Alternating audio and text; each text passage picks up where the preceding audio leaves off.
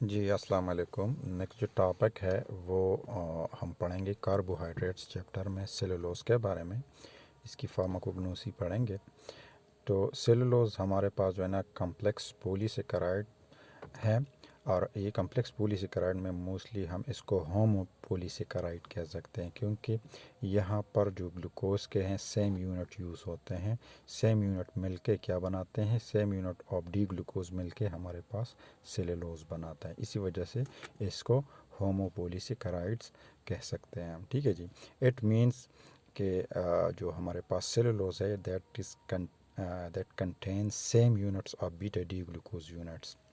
और यहाँ पर जो आप ये मेंशन करना जो है ना लाजमी है कि इट कंटेंस 6000 से लेके 15000 तक बी ग्लूकोज यूनिट्स जो है ना एक सेलुलोज कंटेंट में मस्ट होने चाहिए। मतलब 6000 से लेके 15000 तक जो है ना इसमें beta D glucose monosaccharides link होते हैं जो मिल के सेलुलोज बनाता है। ठीक है जी। अच्छा, डिफिनीशन है तो टू ग्लूकोज यूनिट्स जो है are linked via beta 1,4 glycosidic bond that is called cellulose. जब दो या दो से ज़्यादा ग्लूकोज यूनिट जो है ना बीटा डी ग्लूकोज जब दो या दो से ज़्यादा बीटा डी ग्लूकोज यूनिट जो है ना वो कनेक्टेड हो वो विया ग्लाइकोसिडिक बॉन्ड। कौन सा बॉन्ड? बीटा 1,4 ग्लाइकोसिडिक बॉन्ड के थ्रू जो है ना जब दो या दो से ज़्यादा बीटा डी ग्लूकोज यूनिट्स क्या हो, कनेक्टेड हो, लिंक्ड हो या बॉन्ड हो, तो वो क्या बनाता है, वो हमारे पास सेलुलोज बनाता है। और it is the most abundant polysaccharide on earth. जितने भी आपको प्लांट नज़र आते हैं उसका जो सेल वॉल होता है वो किस चीज़ से बना होता है, वो सेलुलोज से बना होता है। तो इसलिए इसको जो है ना most abundant polysaccharide on earth कहा जाता है। ठीक है जी। इसकी आप स्ट्रक्चर अगर देख लें, ये हमारे पास बीटा डी ग्लूकोज यूनिट्स है, ये यूनिट है, दूसरा ये यूनिट है। ठीक है जी। जब ये यूनिट जो है ना यहाँ आप इसको देख लें, यहाँ पर इसको हम बीटा 1,4 ग्लाइकोसिडिक लिंकेज कहते हैं या बॉन्ड कहते हैं। इसका जो है ना फर्स्ट कार्बन और ये फोर्थ कार्बन दोनों एक दूसरे के साथ क्या है, कनेक्टेड है विया 1,4 ग्लाइकोसिडिक लिंकेज। इसको ग्लाइकोसिडिक बॉन्ड के थ्रू जो है ना वो बॉन्ड है दो बीटा डी ग्लूकोज यूनिट।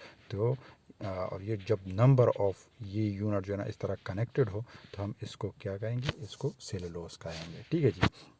इसी तरह आप इसकी वो स्ट्रक्चर देख लें, ये भी हमारे पास बीटा डी ग्लूकोज यूनिट है, इस तरह ये भी है, ये भी है, और इस तरह जो है ना ये एक लेमेला है, मतलब एक 1 लेयर है, 2 लेयर है।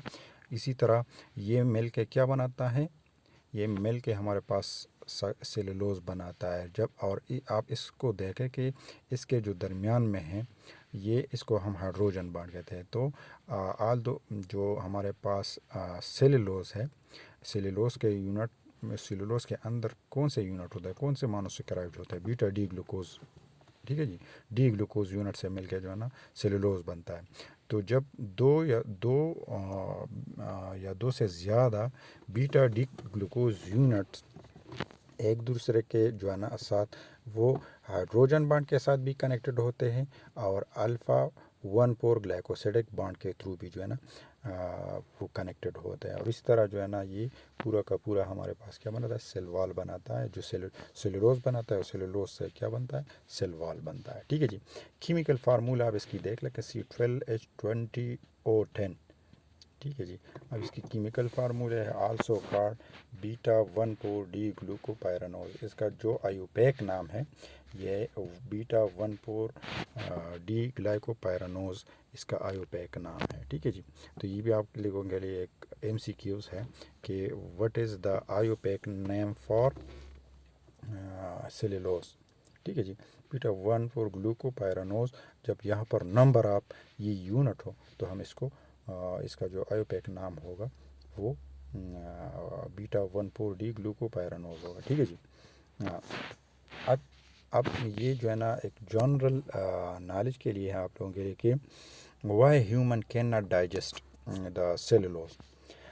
Because in human body there is no enzyme, या human body is deficient of enzyme which is responsible to digest the cellulose. और उस एंजाइम को हम क्या कहते हैं? उस एंजाइम को हम सेलुलेज कहते हैं, जो सेलुलोज को जो है ना क्या करता है, उस पर एक करके उसको क्या करता है, उसका जो β1,4 ग्लाइकोसिडिक बॉन्ड होता है उसकी क्लीवेज मतलब उसको ब्रेक करता है।